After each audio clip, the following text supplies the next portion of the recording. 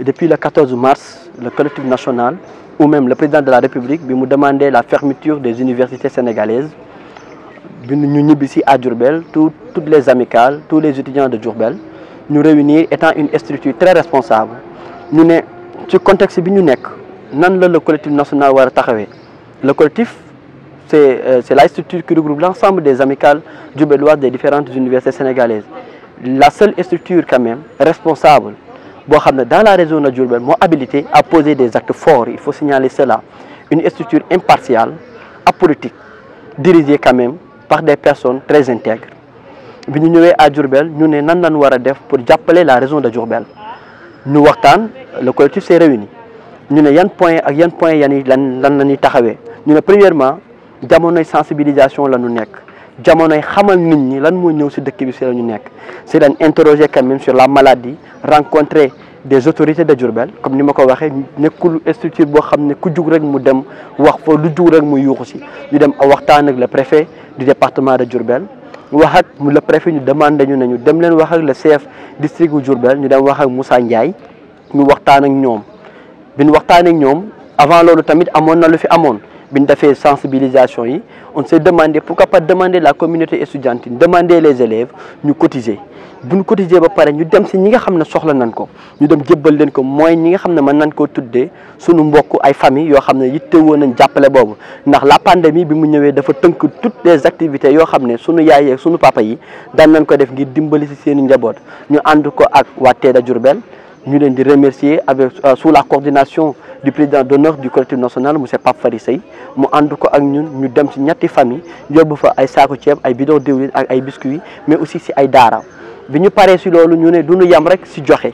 il est impératif que ñu duggaat tamit ci biir askan bi xeex ak ñoom ci xeex bi ci li nga xamé né ci la ñun orienté ci hôpital régional de Diourbel archiduc de Diourbel ñu dem fa ci lañu le médecin chef quand même sous la demande du médecin chef ñu daan nañu da soxla won le collectif national mu ñu jappalé leen à l'hôpital et quand même on est des Diourbellois et notre ambition ben la c'est apporter quand même toute notre aide possible pour la région de Diourbel ñu dem fa taxaw fa ci ben engagement ci aussi dem bo xamné yalla rek lañ ci jital mais aussi Diourbel dem fa taxaw fa des presque maintenant 2 mois ña nga fa won di taxaw ci porte bi di nekk des personnes yo xamné ñoo nekk de haut risque la ko mëna tuddé képp kuy ñëw su ñun ngay dajeel ñu teg le thermoflash orienté la ba nga xamné sa xel mëna dal ban ko défé fofu ba paré ñu né nak le collectif c'est une structure bo xamné quand même pédagogie bi daf ci am solo té bobu gisoon kenn né élèves yi dañ leena tëjoon mais yalla dimbali won nañu ci second mandat bi dañoo préparé won avec la commission pédagogie ñu né dañuy joxé ay cours ci groupe WhatsApp bi donc bi pandémie bi ñëwé faire retourner les étudiants fermer les établissements au niveau de Diourbel ñu né ñun nañu continuer suñuy cours ci groupe WhatsApp bi donc ñu ngi nekkoon ci à l'hôpital joxé nan ay dons mais aussi ñu ngi doon continuer le volet pédagogique en donnant des cours au niveau des groupes WhatsApp donc maintenant wax depuis la pandémie ñu ngi won ci digënté bobu ci la nekkoon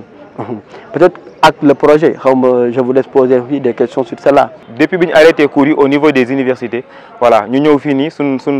frères yi ak sun sœurs yi tamit ñu arrêté seen cours yi ñu xamné que bu ñu relâché ni mën nañoo am benn perte niveau ba nga xamantene moy lolu dal légui après ci la commission pédagogie bi dadi waxtaan seen biir ñu né pourquoi pas ñu tijji benn groupe WhatsApp di ci def ay cours en ligne donc ci la ci waxtaan ak sama adjoint Serigne Saliou Sow le philosophe légui après ci la ma wax lolu nañ ko wax bureau Sénat bi légui ñu wax ko bureau bi le président vice-président et le secrétaire général légui ñom ñu rafetlu ko ñu né war na mëna possible après ci lañ def porte à porte dem ci école yi légui biñu démé ci école yi ñu jàll suñu information proviseurs yi rafetlu ko tamit gis né ñun niñ bëgg taxawoo suñu dëkk bi niñ bëgg taxawoo suñu frères yi ak suñu sœurs yi légui ñun tamit après ci leen tijji groupe bi mettre ko en place donc def nañ ci la nga xamante ne moo ñu war parce que li élèves yi waroon a jàng yëpp ci année bi ñu tardé ko ñun fexe nañ ba rattrapé ko ci cours en ligne yi te it yemut foofu tamit kese parce que bi nga xamante ne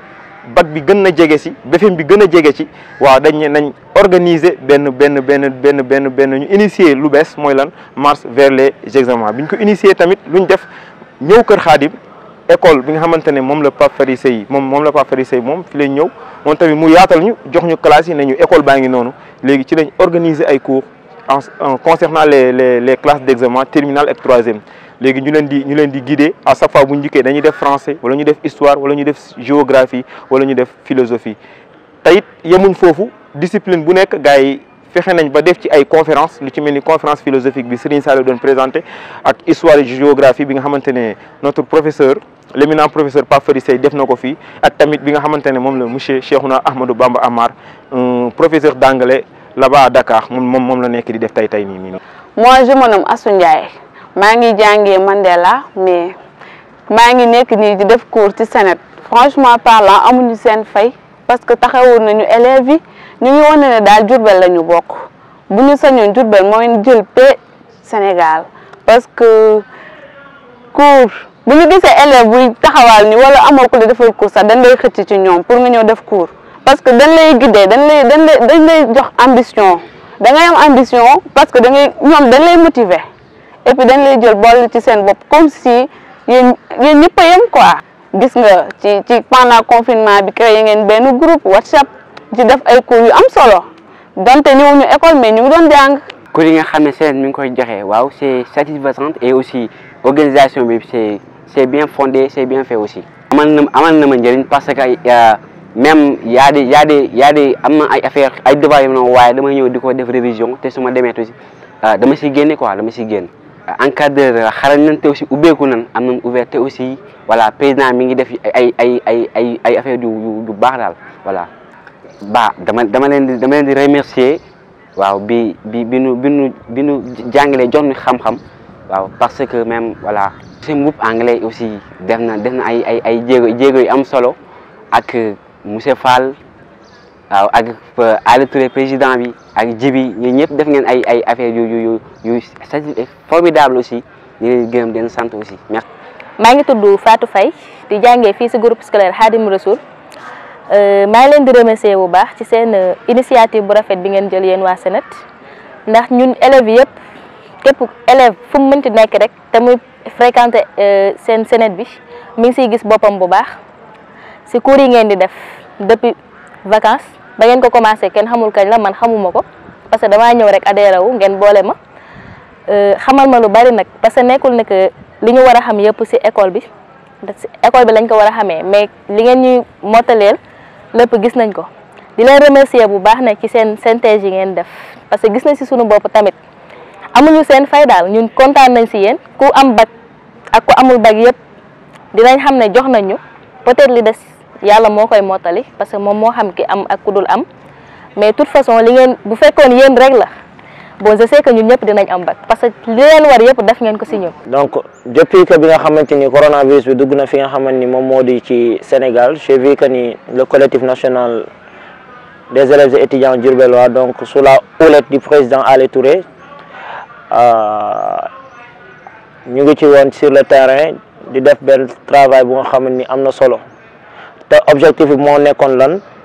jóg pour xeex ngir corona bi bañ a dugg Diourbel ay actes yu am solo donc posé nañ ko on a vu que depuis lors ñu ngi participer ci sensibilisation bi les étudiants ñu ngi ci hôpitaux yi donc doon yokk doole personnel médical bi mu doonoon quelque chose bu nga xam ne c'était important et il le faisait donc sans aucune condition te dañ ko doon def aussi te xaaruñ ci woon dara muy wane que ni donc le collectif di taxoon ñu créé ko non seulement mi ngi ci mais dem na ba yokk ci lu nga xam ni sax nekkutoon objectif bi mais dañuy wax alhamdulilah parce que tey jii bu ñu demee ba gis collectif bi ñu jël suñu ay étudiants donc di leen solal blouse ñu dem ci les hôpitaux donc pour participer ci lutte bi duñu wax lu dul alhamdulilah duñu wax que ni donc l'image de l'étudiant donc a changé à Diourbel les étudiants donc ñu ngi redorer l'image de l'étudiant mu doon lu nga xamante ni lu am solo lu nga xamante ni képp ko nga xamante ni yor nga mouvement associatif war nga ko jéem a copier di wane que ni ñun tamit Diourbel lañ am donc bu dara amee dañoo war a jóg donc pour xeex fekkee lu baax la ñu fexe mu ñëw Diourbel fekkee lu bon la ñu fexe ba mu jóge fi wala bu fi ñëwegul ñu fexe ba mu bañ fi dugg. dafa wane ne étudiant Diourbel yi étudiants yi responsable lañ